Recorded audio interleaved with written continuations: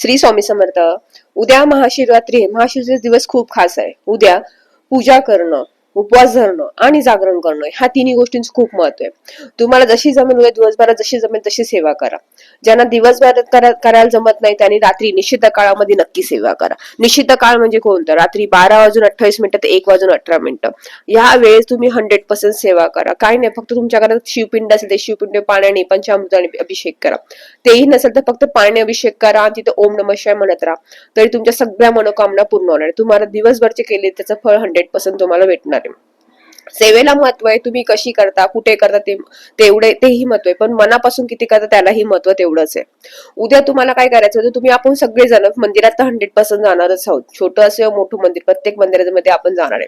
मंदिरामध्ये जाताना तुम्हाला एक गोष्ट करायची, तिथे जेव्हा तुम्ही शिवपिंडीवर जल अर्पण करसाल त्या शिवपिंडीवरचं जल तुमच्या डोळ्याला लावायचंय.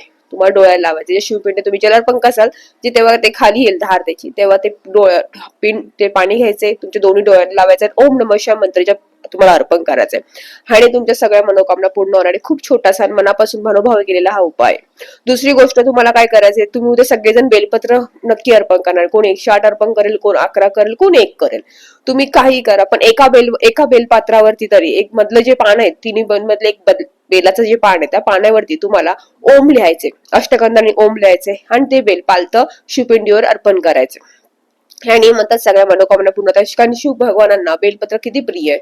त्यामुळे जर हे बेलपत्र अर्पण केलं आपल्या सगळ्या मनोकामना, सगळ्या इच्छा पूर्ण होणार आहे. छोटेसे उपाय पण खूप महत्वाचे असतात, हे लक्षात ठेवा.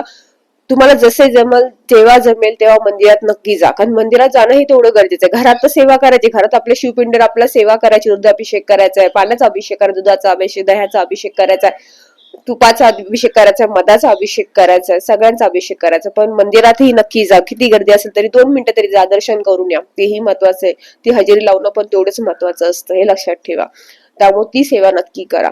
तुम्हाला उपवास धरणं कठीण पडत असेल, तुम्ही फळ फ्रुट्स घ्या, रताळी खाऊ शकता, फळ फ्रुट्स खाता. वाऱ्याचे तांदूळ खात नाही मग तुम्ही साबुदाण्याची खिचडी खाऊ शकता, राजगिरीची भाकर खाऊ शकता. जसे जमल तसं उपवास नक्की धरा, पण मनापासून करा सेवा. नसेल उपवास धरायचं सात्विक जेवण घ्या आणि फक्त एवढंच करा. कोणाची निंदा नालस्ती करू नका, मनापासून सेवा करत राहा.